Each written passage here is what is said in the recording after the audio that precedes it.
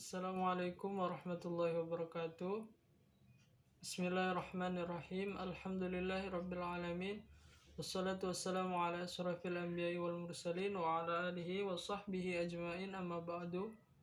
Baiklah, pada kesempatan kali ini di sini saya akan mempresentasikan materi yang berjudul bangunan hukum Islam di Indonesia.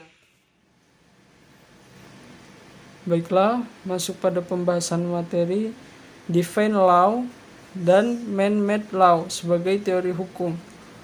Hukum Islam dikategorikan sebagai Divine Law dikarenakan aturan-aturan yang di dalamnya dibuat langsung oleh Tuhan untuk mengatur kehidupan manusia di dunia. Bila kita perhatikan pengertian tersebut, betul-betul menempatkan hukum Islam sebagai entitas yang murni bersifat top down dan melepaskan aspek-aspek historis sosiologisnya. Sebagaimana yang dapat kita pahami pula dari kutipan ini, konsep hukum menurut usul fikih pada dasarnya terletak di atas pandangan bahwa hukum itu bersifat keagamaan. Sejak periode paling awal sejarah Islam, hukum telah dipandang sebagai keluar dan merupakan bagian dari syariah. Adapun syariah sebagaimana telah dijelaskan ialah pola tingkah laku manusia yang diatur oleh Allah Subhanahu wa taala. Konsep hukum seperti itu sejalan dengan pandangan bahwa hukum itu harus bersumber langsung atau tidak langsung dari wahyu Tuhan, yaitu Al-Qur'an dan penjelasan dari Nabi Muhammad SAW yang disebut atau sering kita dengar yaitu sunnah. Bila kutipan di atas berkaitan dengan politik, maka itulah yang disebut dengan nomokrasi negara Islam. Sifat nomokrasi negara Islam ini menunjukkan kepercayaan terhadap supremasi hukum suci yang menjadi sumber otoritas pemerintahan. Peraturan suci secara intern memiliki karakter supranatural dan yang luar biasa, yaitu supranatural and extraordinary karakter.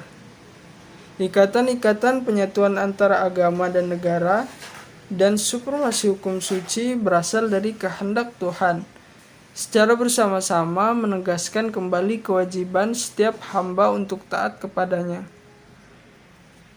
Menurut Khadduri, warga negara Islam ialah hamba Allah dan hukum-hukumnya ialah hukum suci. Karena ia berasal dari Allah Subhanahu wa taala, tidak diterapkan oleh manusia. Hukum suci seperti itu ialah pasti benar dan manusia hanya bisa mematuhi karena Allah Subhanahu wa taala lebih mengetahui dari otoritas maupun terhadap kebutuhan-kebutuhan hambanya. Dalam usaha mentaati hukum, manusia menyadari akan tujuan-tujuan agamanya. Karena hukum dalam Islam memiliki karakter sebagai sebuah kewajiban religius. Pada waktu yang sama, ia juga memberikan dukungan politik bagi agama Islam. Pada kenyataannya, hukum-hukum Islam merupakan perintah Tuhan dan karenanya bersifat mengikat sebagai sebuah cita-cita agama yang berbeda dengan hukum buatan manusia, yakni man-made law, dan dianggap sebagai fenomena sosial yang tunduk pada kebutuhan manusia dan nilai-nilai. Karena alasan itulah, hukum dalam pandangan pemikir-pemikir Muslim pada kenyataannya bukanlah termasuk kajian yang independen dan empiris. Sebagai implikasi dari kedua faktor tersebut, yakni sifat sucinya dan ikatan yang kuat dengan tradisi-tradisi lama, hukum Islam berkembang menjadi sebuah hukum yang statis yang bisa dianggap menjadi penghalang bagi terjadinya perubahan. Selanjutnya, perkembangan hukum Islam di Indonesia. Pada bagian ini kita akan mendiskusikan relevansi epistemologi hukum Islam di Indonesia dengan pembangunan hukum Islam di Indonesia dengan pembangunan nasional. Namun sebelum kita lebih jauh membahas persoalan ini, terlebih dahulu sebaiknya mengetahui apa yang dimaksud dengan hukum nasional. Mengapa kita membutuhkan hukum nasional dan bagaimana cara kita mewujudkan hukum nasional tersebut?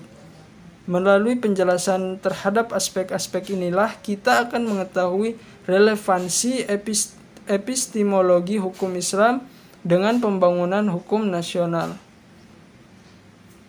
Pembangunan hukum di Indonesia yakni dalam rangka membangun sistem hukum nasional. Pemerintah menerapkan kebijaksanaan untuk memanfaatkan 3 sistem yang eksis. Living law di Indonesia yaitu sistem hukum adat, Islam, dan Barat atau Belanda sebagai bahan bakunya. Ketiga sistem hukum sangat berkontribusi dalam pembangunan hukum nasional. Tatanan hukum nasional Indonesia harus mengandung ciri yang pertama, berwawasan kebangsaan dan berwawasan Nusantara. Yang kedua, mampu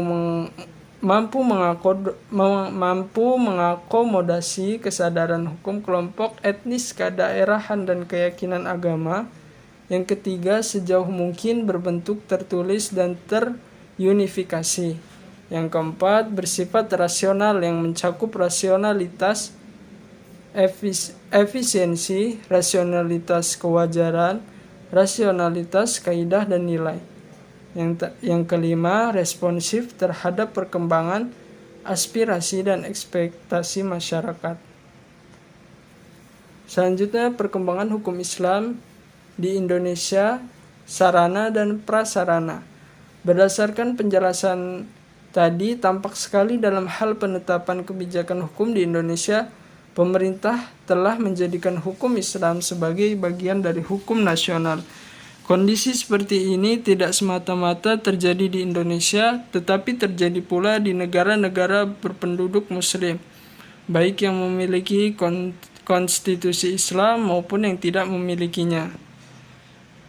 Sebagai sebuah sistem hukum atau bagian dari sebuah sistem hukum, ia mempunyai teks tertulis dalam bidang-bidang yang dicakupnya, memiliki lembaga peradilan sesuai tingkatan-tingkatan yang diperlukan, dan mempunyai alat penegak hukum untuk menjalankannya.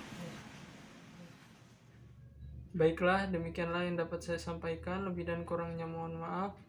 Saya akhiri, wallahul muwaffiq ila aqwamit thoriq. Wassalamualaikum warahmatullahi wabarakatuh.